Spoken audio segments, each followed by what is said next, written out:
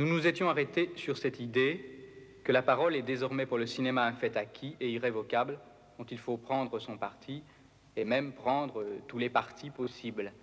D'ailleurs, on pourrait ajouter à ce fait du parlant tous les progrès, puisque c'est le mot convenu, que le cinéma a fait depuis pas mal d'années avec la couleur et l'écran large, le progrès tant dans les moyens techniques de prise de vue que dans celui des méthodes de tournage. Est-ce que ces progrès ne sont pas tous, en fin de compte, sous le même signe qui est un gros, celui d'un réalisme de plus en plus poussé, tout au moins un réalisme des moyens? Oui, bien sûr, mais c'est l'histoire de tous les arts.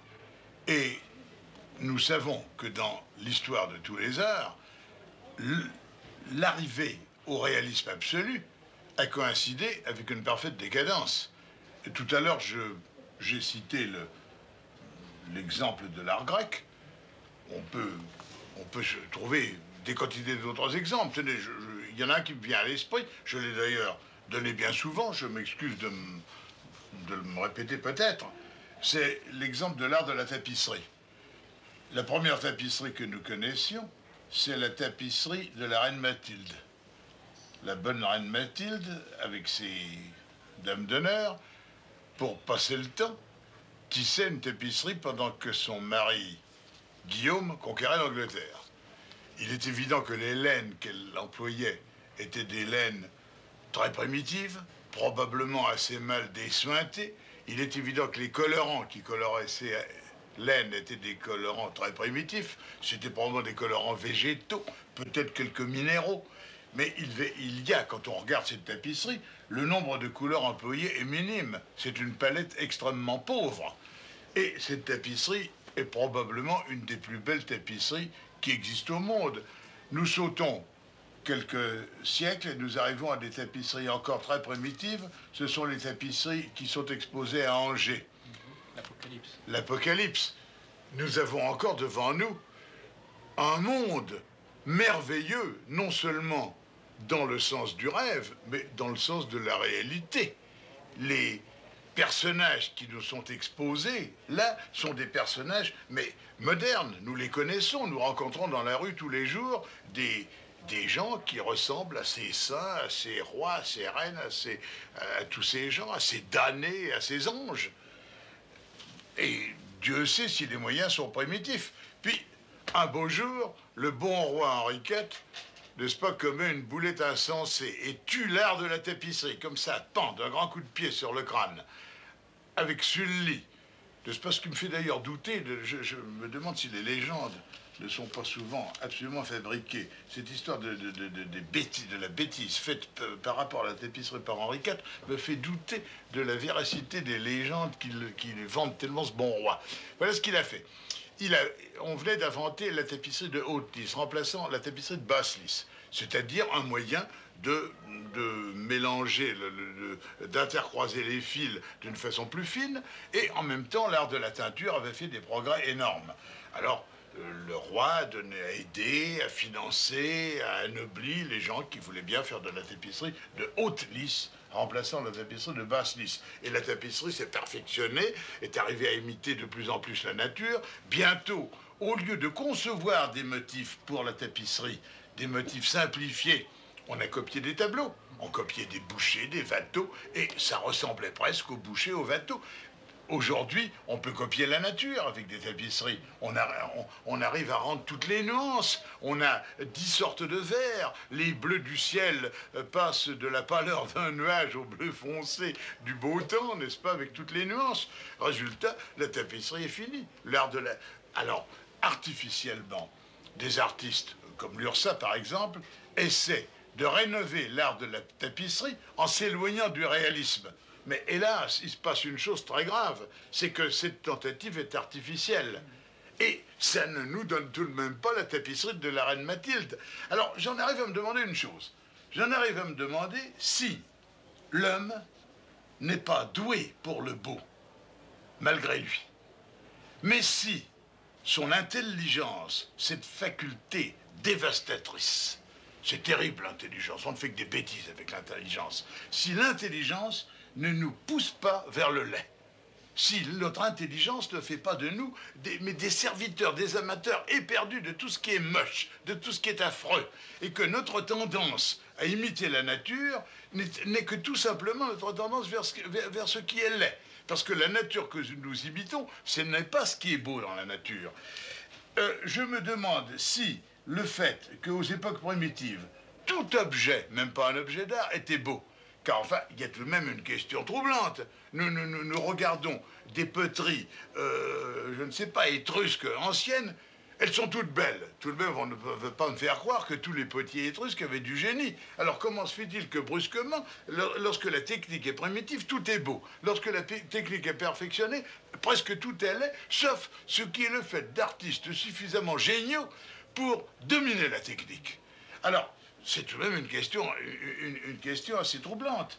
Alors, je me demande en ce moment-ci, n'est-ce pas, si, puisque nous parlons de l'art du spectacle, c'est ça qui nous intéresse, je me demande si notre marche vers la technique n'est pas tout simplement l'annonciateur de la décadence complète. D'abord, écoutez, la perfection technique ne peut créer que l'ennui, puisque elle n'est que la reproduction de la nature. Admettez que nous arrivions au cinéma à donner l'impression parfaite d'une forêt. Nous aurons des arbres avec l'épaisseur de l'écorce, nous aurons des écrans encore plus grands, des écrans qui feront le tour du spectateur. Et nous serons vraiment au milieu de la forêt. Nous pourrons toucher les troncs d'arbres, nous respirerons l'odeur de la forêt. Il y aura des machines automatiques qui dispenseront des parfums imitant l'odeur de la mousse. Alors, vous savez ce qui arrivera? Ben, il arrivera qu'on prendra une Vespa et qu'on ira dans une vraie forêt, qu'on n'ira plus au cinéma. Pourquoi foutre voulez-vous aller s'embêter dans une salle de spectacle quand on peut avoir le vrai? Donc, l'imitation de la nature, n'est-ce pas, ne peut créer que la fin d'un art. Oui. C'est-à-dire que si, finalement, en poussant un peu trop loin cette façon de penser, on en arriverait à regretter le fait que la pellicule ait un grain de plus en plus fin. Non. Absolument. Je le regrette sincèrement. Écoutez, puisque nous sommes dans le cinéma, constatons tout de même un fait. Regardons la photographie des films primitifs. Regardons la photographie de l'attaque du train, le premier western américain. Et regardons la photographie des films de Max Linder. Mais c'est en général superbe. Il y a des contrastes insensés.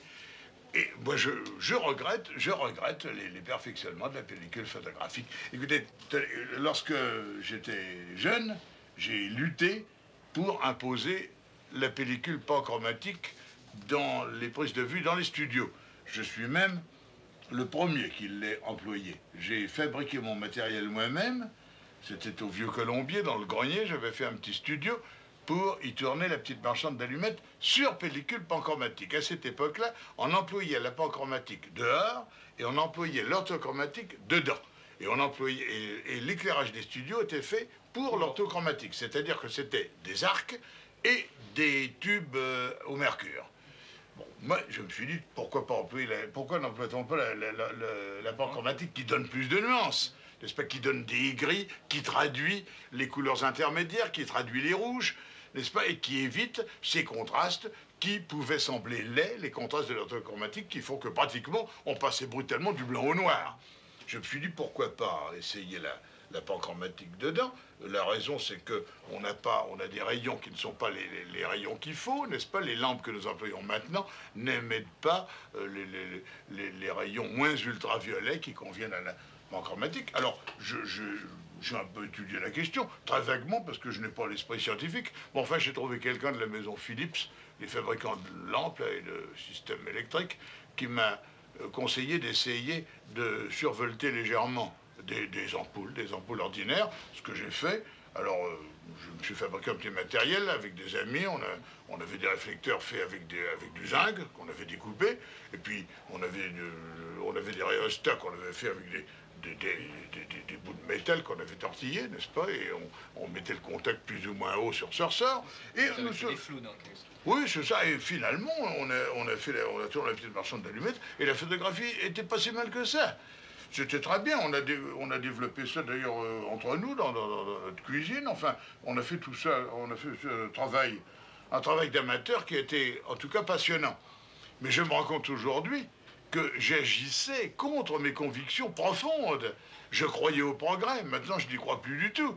Et à l'heure actuelle, n'est-ce pas, la photographie de beaucoup de films est très belle, est très léchée, imite très bien la nature, mais d'une banalité, d'un ennui parfaite. On arrive à subir de l'ennui photographique dans des projections de films parfaits. Je trouve que les films les plus parfaits maintenant sont précisément aussi les films les plus ennuyeux photographiquement, très souvent.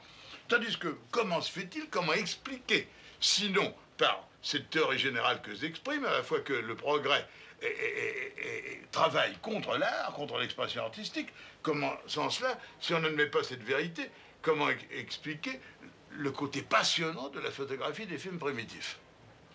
Et en même temps, comme vous le disiez, on ne peut pas non plus prendre l'attitude qui serait de faire artificiellement de la mauvaise photographie. C'est également une facilité qui est... Ben, je crois que ce serait une grosse erreur. Oui. Ce qu'il faut, c'est que nous acceptions. On est en droit de déplorer les conditions dans lesquelles nous travaillons, comme je le fais en ce moment-ci. Remarquez d'ailleurs que mon attitude est une attitude purement théorique, et c'est au fond une attitude de conversation. Je crois à la réalité des faits, et je crois qu'il faut s'incliner devant les faits. Je crois que l'on ne fabrique pas la vie, c'est la vie qui nous fabrique. Je crois que devant les circonstances, devant les événements, tel est mon père avait une théorie que j'aime beaucoup et que je cite dans un livre que je viens d'écrire sur lui, j'insiste beaucoup là-dessus, c'est la théorie du bouchon. Il disait, il faut être un bouchon dans le courant. Il faut suivre le courant. Naturellement, le bouchon doit être un petit peu intelligent, pas complètement stupide, et essayer d'évoluer un peu à droite ou à gauche, de façon à choisir le genre, le moment du courant qui lui convient le mieux, et à aller tout de même à peu près dans une direction qui lui convient. Mais la direction générale, c'est les événements, c'est le courant qui nous le donne. Alors, c'est la technique du planeur davantage qui se sert des... Voilà, c'est la technique du planeur qui se sert des vents. Ça n'empêche pas que le planeur agit et est intelligent. Alors, je suis convaincu que vis-à-vis du progrès technique dans notre métier, il faut agir comme ça. Seulement alors, ce qui est extrêmement grave, c'est que nous arrivons, si on considère l'histoire de l'art, nous arrivons à la certitude que l'objet usuel aux époques de grande technique a été laid. Seuls les grands artistes s'en sont tirés.